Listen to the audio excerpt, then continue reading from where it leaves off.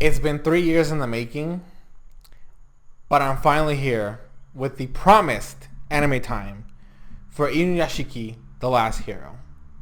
Let's go.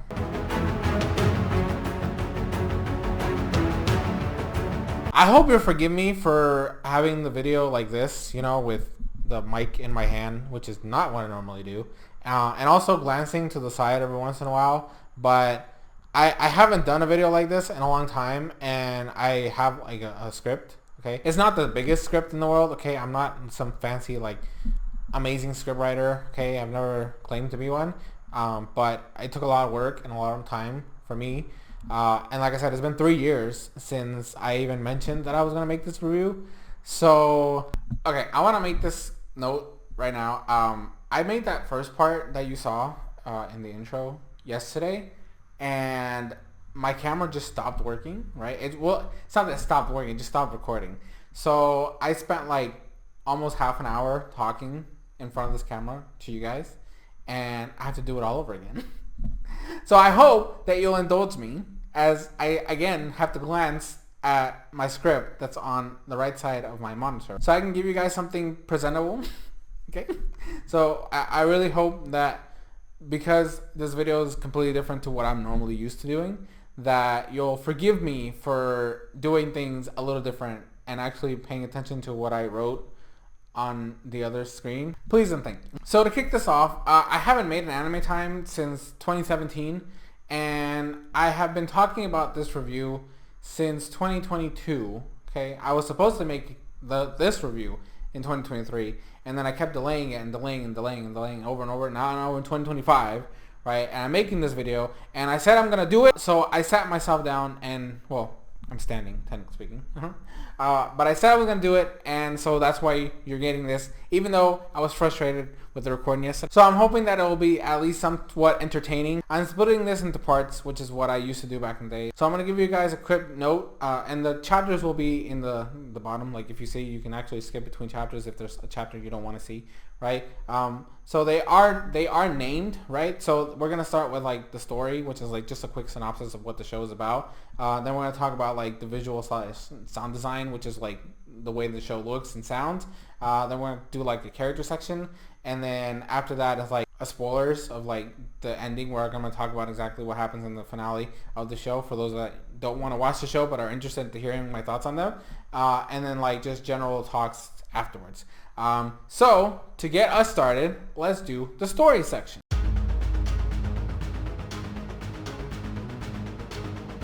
Now, the basic premise of this show is quite interesting, and I will say this right now, and I guess it's a spoiler if you haven't seen the series before, but realistically speaking, in the grand scheme of things, it's not a spoiler because it happens in the first episode. Our two main characters die. They're literally vaporized by this alien spaceship that just happens to land on Earth for some fucking reason, right? And I want to make this note right now that the aliens never come back. They're really irrelevant for the rest of the show. They're just what starts off the whole saga. But the main premise is that after they both die, the aliens reconstruct their bodies. The type of spaceship they're on is an actual like weapons transfer spaceship. All they have is weapons in this thing. So when they rebuild their bodies, because they realize, oh fuck, we just killed two living organisms, right? Two living beings that are sentient. We need to like bring them back. So they make them some like weapons of mass destruction with all this technology that's like foreign to like the human race. And then the show goes from that to like seeing the way both of these two characters that are complete opposites of each other, and how they tackle this newfound abilities that they have, because they literally are like super mechs or whatever the fuck you want to call them. They're androids, I guess that's like the correct term. And so you have like the ones that goes to the side of good and the one that goes to the side of evil, and then like a clash that happens between their two ideals and stuff like that. So it's a very generic concept, I guess, if you want to really think about it, but there's a lot of deeper meanings when you start analyzing certain aspects of the show, and I'm gonna go more into that when we get to like the character section. So that's like, give you guys like a note that you should watch the character section if you're really interested in learning more about the nuances of these two characters, which is another note that I want to make this clear. When we get to the character section, I'm only going to talk about the two main characters. There are side characters that are technically relevant to certain plot points, of the show. However, I think it's better for you to experience it if you decide to watch the show and you familiarize yourself with them and the roles they play. But because the series is so center focused on our two main protagonists, well, I guess protagonists and antagonists of the show, I think it's better to highlight them two and their differences and what makes them like important, and then you just experience everything else for yourself. I'll say this right now, one of them, obviously I'm not going to say names yet, but one of them is clearly has some serious issues that he has to deal with, that I hope that when I get to the character section with you guys, you'll be able to to realize it and notice it. It's fucking wild and it's crazy.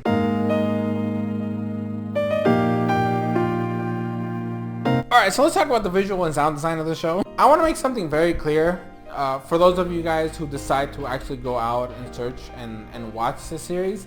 I want to give you guys a heads up that visually there are some inconsistencies and there are some problems with the show. For example, the set pieces and like the general vibe of like where they're at, like all the scenery is actually really well done. I thought it was beautifully handled, and there's just a lot of like the interpersonal moments are very well animated. However, when the two characters end up doing their transformation stuff during the course of the episodes, they use this really weird 3D animation that just looks really bad. I'm hoping that, you know, editor Soresan, you know, when he's you know, like shows a clip, sure Soresan, why don't I just go ahead and get some of this copyrighted material, you know, hopefully it doesn't get flagged, but I guess we'll do it.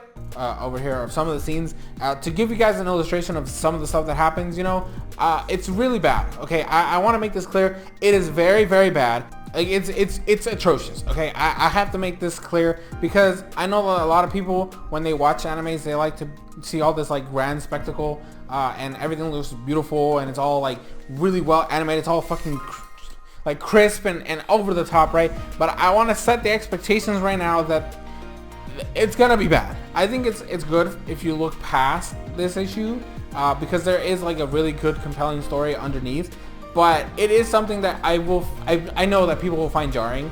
So I want to make this note to you guys because everything else about the show looks nice.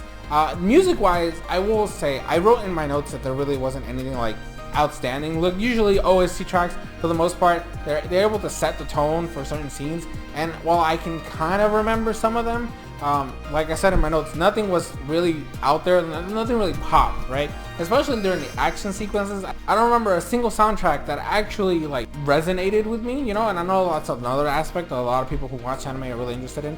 Maybe it's just me, right? Maybe it was the way I was watching it or the way I was consuming it that I wasn't able to vibe with it as much. But at the end of the day, what really drove me to the show is the story behind everything, and the character interactions. So I can actually look past these flaws, but I want to, you know, you guys are my viewers, right? You guys are listening and you're coming and you probably never watched the show, and maybe you're gonna get curious about it. So I'm trying to warn you ahead of time that this is a problem, and I'm not gonna take any like jabs at the animators or anything like that. They're probably just working with what they could at the time. It's just really jarring. Okay, even to this day, while I really enjoy the show, I still just cringe at certain scenes, especially some of the fight scenes. They look really bad. But the one thing I want to note is the opening song, the opening intro, actually, just the opening itself. You know, usually openings set the tone for the series, and I think this opening is fantastic. The song that they use is a fucking banger. Okay, I've been listening to it non-stop for the past, like, at this point, like what, 3-4 years, right? Because I watched the show in 2022.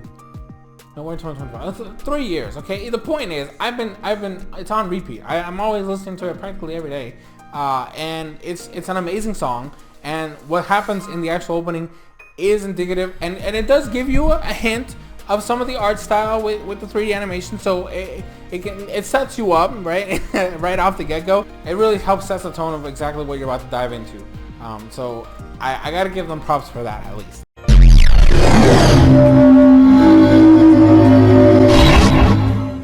Oh boy, the character section. Listen, okay, I mentioned this earlier in the video that there are side characters that are relevant. For the most part, you know, you got, you know, the main characters like family they're important in certain aspects, and then like the antagonist's family like doesn't, like, they kind of matter for the most part, but realistically speaking, there are only like 2 characters that really impact the dynamics between our 2 characters. Well, our 2 main characters, right? But I don't want to go too much into it because it's gonna spoil a lot, and I don't want to talk about too many spoilers when it comes to like the intricacies of like how these 2 side characters impact the story. And I think that that's something that you should experience for yourself if you do so decide to indulge in watching the series. I'm once again gonna ask our editor Sore-san if he could please so kindly put a picture of Ichiro right here, which is our main protagonist. Okay, at least this is an easy one. I'll get you the fucking picture. Okay, enjoy it. Our main character. So Ichiro is an old man, right? He looks old, right? He looks fucking old as hell. He's 58 years old, okay? But he looks older than that, and the reason for that is his life fucking sucks. His health issues are so extreme that there is a scene in the series where he's visiting a doctor, and they basically tell him, you have the heart of like a 70-year-old, and your organs are so fucking deteriorated that you could die at any moment. This man was suffering, and he has a miserable life. Okay, not like how do I put this? Ichiro's main issue is that he's constantly overworked and overstressed about a lot of things. They don't have a lot of money. Like, his family doesn't have a lot of money. I don't think the wife works, right? And then they have 2 kids. One of them is high school, and the other one is like about to graduate middle school. I think that's how the dynamic of the 2 kids were. But realistically, the son doesn't really interact much with his dad, and then the daughter is like at that age in life where you're constantly clashing with your parents, and she has like this fucking weird ego trip at a certain point because they're like moving into a new house, and then she sees like this glorious fucking building, and like, oh my gosh, I can't believe this is what we have, and they find out that they have like this small house in between 2 buildings, and yeah, it's pretty bad, okay? But his life sucks. Like, he's constantly overworked. His job is draining his life, right? And like I said, he has a myriad of health issues to the point where when he dies at the first episode and then he comes back to life as this fucking cyborg, they're like, I don't know what happened to you, but you are like now a young man in this body that I can't understand this, right? But the good thing about him is that he's a very humble man, okay? He has gone through life. He's dealt with all his problems. He has his issues with his family. He does try his best as a father and a husband, but and like the weird thing is that the way the family structure is so weird because they end up getting a dog. Because I don't remember who it was. I think Ichiro finds the dog and then like takes it home, or it might have been like the son that found the dog. I can't quite remember it. Like it's been a while since I've watched the show, so I didn't write too many things about like the side characters because I said I wasn't gonna talk too much about them.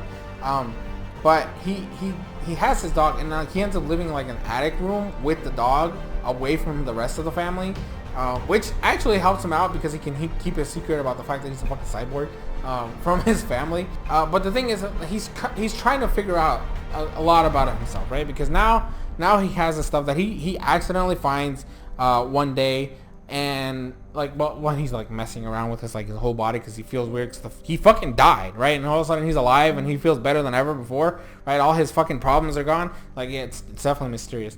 He turns into like just a generic superhero. He ends up having the ability to fly and stuff like that. And then like he has like super hearing, but it's really just like he's like tapping into his technology to hear everything. That's like his signal. Like, you know how all the fucking superheroes nowadays, well at least in the old days, they have like the signal, like they're calling for their Batman, Superman, whoever the fuck, and then they like go there, and that's basically what he does. He just goes around saving people. There's like this weird old man he's just saving random strangers all over the place, and they're like, what? But he always keeps his humble self. That's the one thing I like about Ichiro. Like, regardless of everything that's going on, he always is on point, and he's always like being friendly with everybody. And like, you know, people obviously try to mess him with all of a sudden this old man with, I want to make this note as well. Every time he goes in like superhero mode, he actually takes off his shirt. So you just see this gross, like wrinkly old man just showing up randomly. And like there's one scene where like there's a bunch of thugs and they're like, I think they're attacking somebody. And then he shows up and and they're like, who the fuck is this old man? And then he just blows everybody away. It's hilarious, okay? He doesn't kill anybody, by the way. I don't recall him, but I'm pretty sure he never killed anybody in spite of everything. Like, he might have made some mistakes in certain things. He never ends up murdering anybody. In contrast to our antagonist, which we're gonna talk about in a second. But Ichiro is so good that the best friend character, our antagonist's best friend, actually ends up working with Ichiro at a certain point in the series, which then like kicks off a lot of the stuff that happens down the line. And like, it's just weird.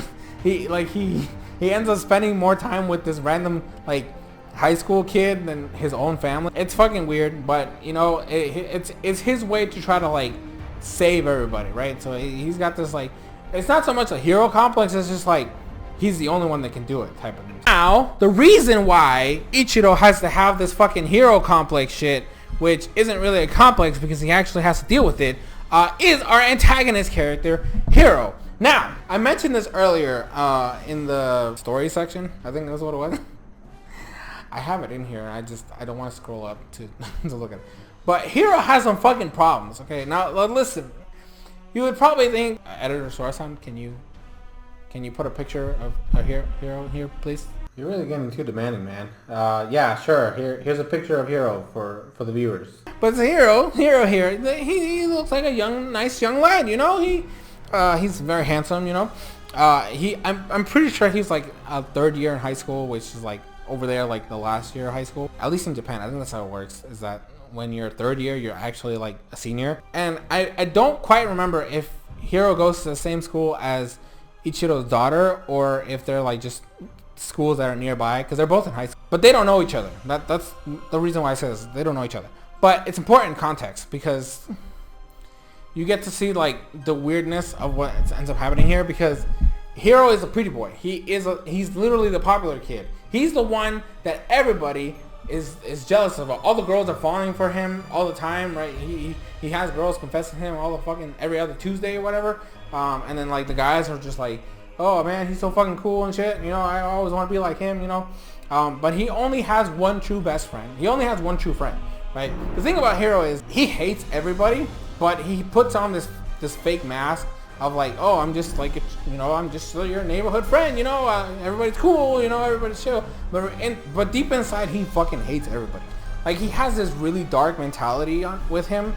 And the problem is that you don't know where it comes from. Even at the end of the series, you really don't understand what, because he has everything going for him, except for the fact that he doesn't have his dad, right? I don't quite remember if his dad died or he left them.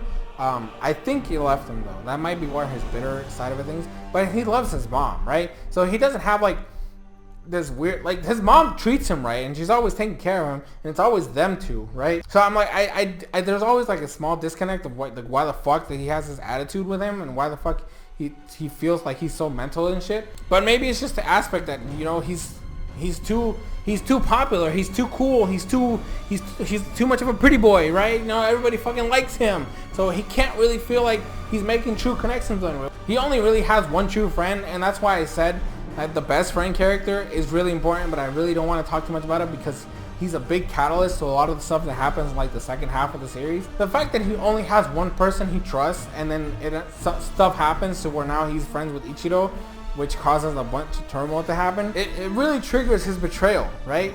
So, but the thing is, like, even before that, Hiro was a fucking psychopath. And this is what I mean, like, the way the two characters went about the fact that they have these powers is like night and day. Because what ends up happening is that the way that Hiro's journey triggers after he dies and then comes back to life is when he finds out that his best friend in the whole world, the only friend he has, right, isn't coming to school, and he finds out it's because he's been bullied. When he finally gets information on who's bullying his best friend, he fucking kills them. He literally kills all the fucking bullies that are tormenting his best friend. And the weird thing is, I don't even know how the fuck he figures out all this shit, because he went into like this sniper, like, finger gun mode, right? Like, he's literally on a rooftop and he's just sniping these fucking kids with his fucking, he even does the whole fucking bang bang shit. It's fucking wild, right? I'm telling you, this guy has fucking problems. And the thing about it is, because he has this sense of like, oh my god, I am God, right? He gets a god complex because now he has all this fucking powers and he can do whatever he wants. He can just point at someone, say bang, and they're gonna die because he's literally shooting them with his fucking fingers, right? So he literally turns into a serial killer. I guess this is kind of spoilery, but it's literally happening in like the first like 3-4 episodes of the show, that he just turns into like the psychopath, right? That this might have just been him all along. He just didn't have the means to execute everything, but he literally goes insane, right? He just starts murdering everybody left and right. He doesn't give a fuck who you are. And there's just so many things that goes wrong with this kid. He not only commits murder, he commits other like random crimes. Like he just starts stealing from banks because he can hack into their systems because he's a fucking android, right? And he just steals all the money and he ends up buying like this luxurious apartment in like the rich part of town just so his mom and him could have their own place. And like I said, the Hiro's like a really complex character, and I'm really harping a lot on him in this section a lot because Ichiro is like the good guy, right? He is the light. He's like, oh, everything is like all fine and dandy. Like I'm here to help people. I'm a very humble guy. I don't take nothing from nobody. I just want to help him. But you really have to like dig deep and like try to analyze Hiro's character throughout the whole show, because he does things all the time that you're just like, okay, I understand why you're doing this. I just think you're going about it the wrong way. Or you understand how certain things affect him, because like I said, his best friend leaves him to be with what is now his arch nemesis. And this, I will say, this one's actually like a spoiler. So I'll put like a little spoiler like blip right here, and you can just like fast forward a little bit, like just like mute, like pause the video, and then like do like one of those like small scrolls, and then when you see the symbol go away, then you'll know it's done. So ready? I'm gonna do a countdown. So 3, 2, 1. Hiro's mom betrays him. Right? She fucking, they get an apartment because of him, and then she starts like trying to understand what's going on because Hiro's acting all fucking weird and shit. And then when she finds out that he's the one murdering people, she calls the police on him. She literally snitched on her own son, which causes him to go fucking berserk, and now he has to leave, and he's a fugitive for a long time, and he just starts threatening he's gonna murder people. Spoiler over, okay? I just wanted to put that in there because it's very important. And like I said, it really fucks up Hiro's psyche so much, which is what makes him such a compelling character. Like, I like Ichiro, right? In terms of the two characters, I like them both, but I personally like Hiro's journey a lot more because of how complex it is. That, like, yes, it's kind of weird for me to empathize with a psychopath because the man is truly a psychopath. He has no feelings for anybody but himself and what he thinks is like the right thing to do. Like, his whole character journey is what really sells this show, at least for me, right? It feels weird because I'm over here kind of empathizing with the antagonist, but while also liking the protagonist. I really like Ichiro, don't get me wrong. I really like him, and I love the way he is as a character and the way he interacts with everybody. But the character growth really falls on Hiro in this show, which is kind of weird to say. And I do hope that if this is all interesting to you, that you're able to look past the weird 3D anime burps that they have and are able to enjoy like the deep, complex characters that are in this show. Okay, so I put a spoiler warning, like a big spoiler warning right before this chapter, okay? You're seeing it right now. This is spoilers. I'm going to put it in like big bold letters. Well, I don't think you can do bold in like the chapter section, but my point still stands. This is spoiler territory because I'm basically going to give you guys what happens in the end. The whole finale section, that's where I'm basically coming at you from, okay? I want to make this clear. This is like your last warning.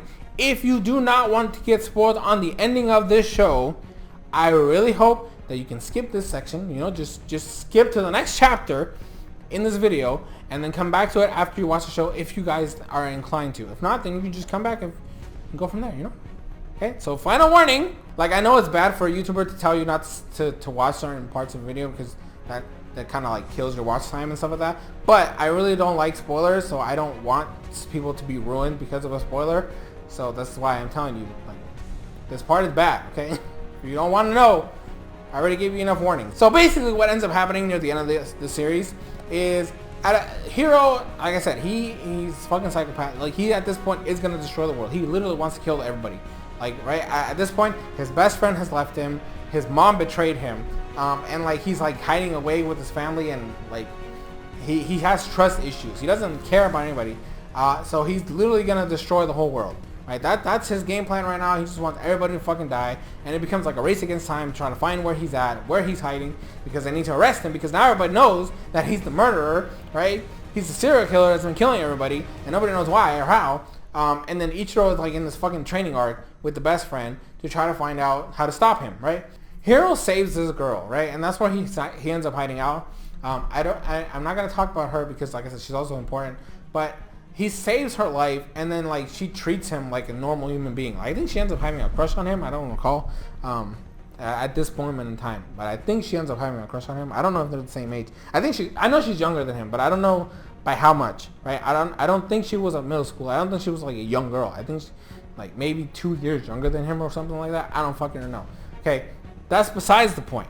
But she basically like turns him around. I don't know how they fucking did this. Why that they I gotta admit, like, the ending of the show had me feeling some stuff, okay? Because he basically starts feeling a different, like, some type of way, right? Just because of this fucking girl that he ends up rescuing, and now he's hiding away in her house, well, with her family and stuff like that. And the thing is, they don't even know he's the murderer until later down the line, but she still, like, protects him and defends him and tries to help him out. And then what ends up happening is that because of everything that's going on, for some weird reason, right, the Earth is going to blow up. The whole planet is going to explode because there's a fucking, I think it was a giant meteor or like an asteroid. I don't know how you determine the difference between the two. The point is, big giant space rock is about to like come in and destroy Earth, right? And because of like the connection that Hiro makes with this fucking girl, he doesn't want her to die, right? And then Ichiro now, he realizes he's trying to save his family and stuff like that. And then him and his family like reunite, and they're now closer together. They find out about all the stuff that he's been doing. They're like, oh my gosh, what the fuck? And so he is gonna sacrifice himself. Like, Ichiro is gonna try to find a way to like stop the thing, because he finds out there is a way to do it for him personally. So, but they're like, oh no, please don't do it. And then they're talking about how they're gonna all like, he's gonna save everybody, and then they're all gonna be one big happy family again as soon as he comes back. But we all know that's not gonna happen, right? And the weird thing is, it's not because of what you think. I want to say this right now, but I'm gonna save it for like the next couple of minutes after I'm done like leading you guys there. But it fucking infuriates me what ends up happening. But anyways, so Ichiro is working with the best friend character, which I'm not saying names because I want you guys to feel them when you watch the show, right? They're coming up with a plan to try to save the world, and then he ends up, they literally, him and Hiro both at the same time practically get up to like this satellite that is out there in order to like destroy this fucking asteroid or whatever the fuck you want to call it, to save humanity, right? And like, so Hiro is like contemplating all this stuff because like, yes, his mother betrayed him, but he still cares about her. And then this fucking girl who's been with him this whole time like changes his mind about things, and now he thinks that maybe this is the right way to do it. And so they both get there, and they're like, and like they're talking to each other because they fought. These two characters, they fucking fought for like, it was very intense. So now they're like trying to communicate with each other, to figure out a way to do this. And Hiro finds out that there is a way to destroy it by himself. So he's gonna sacrifice. But basically the whole point is Hiro is gonna sacrifice his life to destroy the asteroid and save everybody, right? Which will allow Ichiro to go back home with his family, and everything's gonna be good, right? Because this is him trying to make up for everything else that he did, right? I don't know how much you can make up for all the fucking murders you did, but I guess this is a good way to do it, sacrificing your life by saving everybody in the world. And they have like this auto detonate function, which is just like a big explosion, right? Which will then not destroy the whole asteroid, but deter it so that it doesn't crash into Earth, right? So it's a very intense scene, what Hiro is doing, and the sacrifice that he's making to like make up for everything, and like really prove to like his mother or who, and nobody's gonna know that it was him, by the way, right? They all know Ichiro is gonna, like, people know Ichiro when he decides to do this, but not a lot of people know that Hiro went up there, right? Which is also kind of weird, except for like the little girl, like I said, and her family. They know who's out there. Like nobody really knows that Hiro went up there. But that's besides the point. What ends up happening is that Hiro does the thing. He does the fucking self-detonate thing, and he blows up, and he's dead. So Hiro dies, right?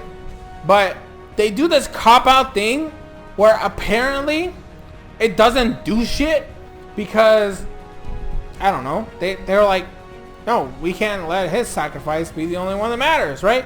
And it infuriates me because the whole show was leading up to this point, right? It was leading up to like this redemption arc of like Hiro finally realizing that he doesn't have to hate everybody and that there are good people in the world. So he makes the biggest sacrifice by killing himself so that he can save the whole world. And they just like, nope, you can't have that. Okay, we only got one hero in this show, and it's not you, Hero Man. I will admit, it really did piss me off a little bit. Like, I guess it wasn't enough, because then you're still gonna have one fucking android superhero thing in the world, or like super being, or whatever the fuck you want to call it. So Ichiro now has to do the same thing, right? And then so he has to blow himself up and finds a whole detonate thing, and so now like they both have to sacrifice themselves in order for Earth to be saved. And now there's two families that lost somebody, you know? Well, technically three if you want to count like the little girl's family. Well, I keep saying her a little girl. She's not fucking little. The young lady's fucking family, and then like his, you know, Hiro's mom. Like them two for Hiro, and then like the best friend and Ichiro's family and all that shit. And then the whole world is saved, right? And I was like, bitch. Listen, I actually didn't want Ichiro to die. I even though I like Hiro more, it made more sense thematically for Hiro to be the one making the sacrifice and saving the whole world, as a way to like, hey, maybe Earth is worth it, right? You know, and it's kind of like trying to give, you know, hope to society and be like, you know, not everybody is like, you know, worthless. You know, there's always good in people, right? But no, the show decided to say fuck you and killed both fucking characters. It's fucking infuriating. Okay, it really irritates me because the whole time I was watching this series, my mindset was like, they're gonna destroy each other, right? They're gonna fight to the death so bad that they're gonna destroy each other, and there's gonna be like a big blow up. Something's gonna get destroyed, but at the end of the day, both of them are gonna be dead, right? That was theory number one. But theory number two is kind of similar to what was happening here, except I thought it was gonna have to do with the fucking aliens or some shit. But they didn't end up showing up again. Like I said, they're irrelevant. They show up in the first episode and then they're gone, never to be seen again. They were just literally there to set up the story, nothing else. Irrelevant ass fucking aliens. But I really thought that they were gonna pull the hero sacrifice himself for the greater good, something like that. That was my mindset. I did not expect for them to kill both characters by having them both self-sacrifice. It really makes hero sacrifice irrelevant, and it infuriates me. It infuriates me. All right. You have now arrived at the final portion of this video. Okay, this is the outro, the finale, me giving you my final thoughts. And if you didn't watch the spoiler section, good for you. Okay, that means you actually want to watch the show, and then you're gonna come back to me, and then you're gonna see the final section, and then we can compare. You can compare in the comments if you think the same as I do. To give you guys an idea of how I'm gonna do these, okay, if I continue making anime reviews, okay, depending on if you guys like it or not, is that I'm gonna give them a rating of what I think you should do, right? I'm gonna put them on the screen right now, and I'm sorry, editor Soresan, but this is gonna be quick. Just writing words. It's gonna be quick. Boy, if you don't,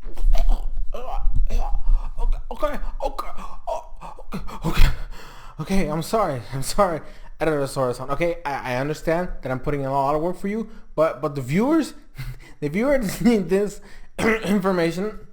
I promise that for the next couple of videos, you won't have to be making so many changes. Okay, I'm very sorry about that. This is the list of how we're gonna rank them. Okay, we're gonna do the don't even bother, which is literally just don't fucking watch this show, right? Okay. Check it out, which is literally just, you know, try it out, watch a couple episodes, and then maybe see if you're interested in it.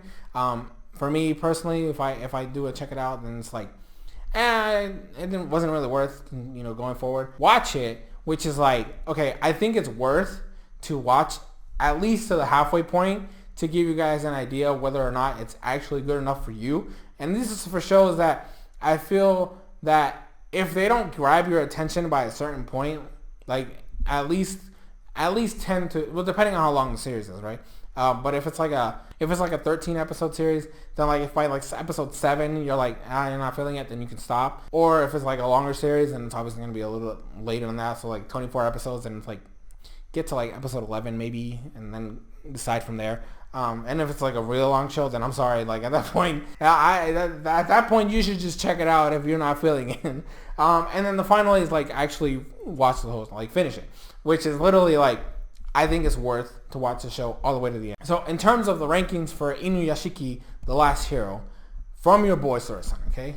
I personally think that this is the show that is worth to finish it, okay? It's worth to finish this show, okay? There are problems with a lot of stuff that happens, okay? There are issues that you're gonna run into, right? Like I said, visually, it's very piss poor in the 3D animation department, okay? Everything else, I think personally looks fine, right? The music, like I said, it's whatever. I don't have too much to say about it except for the opening, which is fucking goated. Okay, the opening is goated. But for the most part, I do think that this show is worth watching it all the way to the end. Okay, I really do think that if you do decide to pick it up, then in my opinion, I think you should watch all the way to the end. Like I said, there are going to be some problems you're going to run into as you watch the show. There's going to be some things that you're probably going to be bothered with. Like me personally, I did have some little things here and there for certain aspects of the show and certain things that happen, certain plot points. There's some weird, quirky things, okay, in the show. But as an overall package, I do think it's worthwhile to finish it all the way to the end. So if you do decide to do that, please go, when you watch it and you finish it, if you do finish it, even if you don't finish it, come back to this review and leave in, in the comment section what you guys thought. Okay, what did you feel about the characters? Do you like the side characters? Okay, you can spoil it in the comments. I don't fucking care. Okay, that's, if somebody reads spoilers in the comments, that's not my fault. I gave you guys warnings in the video. Okay, so I did my part. But if you see spoilers in the comments, that's on you. Okay, I'm just kidding. Okay, don't spoil. Okay. At least try to avoid spoilers in the comment section, okay, if you do decide to comment something about the series. But I really hope that if you do decide to watch it because of this review, that you come back and you leave in the comments like what you guys thought, and then whether you enjoyed it or not, how you felt about certain aspects of the show, and if you enjoy the ending. Right now, I guess the last thing I want to say for this video, I had initially set a goal for myself. When I decided to make this review all those years ago, I thought it was going to be like the rebrand of like, oh, I'm bringing back the Anime Times on the channel. But because it's been so long since I've even done an Anime Time on the channel, and it's the first time making a review, at least in this style on the channel, I'm a little worried whether it's even feasible to do this ever again. So I set a goal for myself, and if you'll indulge me and you'll listen, if you made it this far into the video, I really appreciate it. And if you really enjoyed the video, I normally don't do this, but I would really appreciate it if you hit the like button. If we get to 10 likes, okay, which is like, I think more than my average, which is like 6 or 7 on the channel, especially these past few years. If you get the 10 likes on the video, right, and actually like write in the comments that you enjoyed it, well, the comments, I always want comments, but the main thing is I want to know that you guys actually enjoyed the style that I did. I'm hoping to do more in the future if this video does well enough. I'm not looking for a specific number of views for this Anime Time, for this review or anything like that, but I want to know that the people that actually watch the channel and watch my videos, that if they enjoyed it, then if you could leave a like on the video, I would really appreciate it. And like I said, if we hit that 10 likes goal on this video in the next, like, let's give it like 2 months or so, just to give it the breathing room, right? People share it and stuff like that. Then I will be redoing a lot of my old Anime Times, right, from back in the day. I have a lot, okay? I have a playlist, but I'm gonna, like I said, if we get it even sooner than that, then obviously I'll start working with my wife on it, a lot sooner. But if we do hit it in the 2-month mark, then obviously what I'm gonna do is I'm gonna be going in with my wife, and then we're going to look at all the anime reviews I've ever done on the channel, and then I'm going to ask her to pick a show that we can watch together. I'll write down notes, and then that will be the next Anime Time that I do on the channel. And then what I'll do is that I'll try to alternate. I'm not going to make these monthly. There's no fucking way going to make the Anime Times a monthly series ever, unless I have like all the time in the world and just like truly like dedicate my time to this series on the channel, which it's not the bread and butter, right? So I don't know if I could ever put all my eggs in this basket, but I'm hoping that it will be a more consistent thing. And what I eventually want to get to, that if I have enough of my old series remade in this new format and this new style for you all, then I can start getting like suggestions from the viewers on shows that they want me to watch and review as well. There's obviously other shows that I'm interested in that I want to watch, and hopefully I'll be able to make anime times about those. I also want to bring back the anime preview series I used to do, which is like, oh, a brand new show comes out or new animes airing, and then like I watch the first couple episodes and then I give you guys like a generic thoughts about what I feel and whether I think it's worth continuing forward with the series on a weekly basis and stuff like that. So that's mainly for like newer shows, right? Whereas the anime times, I want them to be for shows that are already done or for shows that aren't actually actively ongoing, right? Unless I finish the whole like series, right? Like let's say I do like a preview series of a show and then people enjoy it, and then I do like an anime about that series in the future, you know, stuff like that, you know. And hopefully we can make this a thriving series on the channel. If you guys are interested, if this video bombs, then you know it's what can we do? Okay, it's basically done. I did what I could. At least I got this one out the door, which is what I've been wanting to do for the past 3 years, and then it's out there.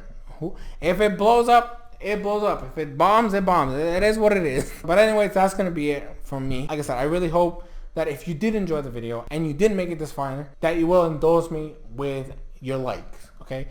If you could just hit the like button to let me know that you enjoyed it, which gives me the motivation to do more of these in the future. Okay, that's how we're gonna work on these series. Every other content I produce on the channel, I'm not really, you know, I'm not sweating the likes on those. But for this particular one, because of how much time and effort it takes into making it, I hope that you'll indulge me and you'll do this for me. So, but that's gonna be it.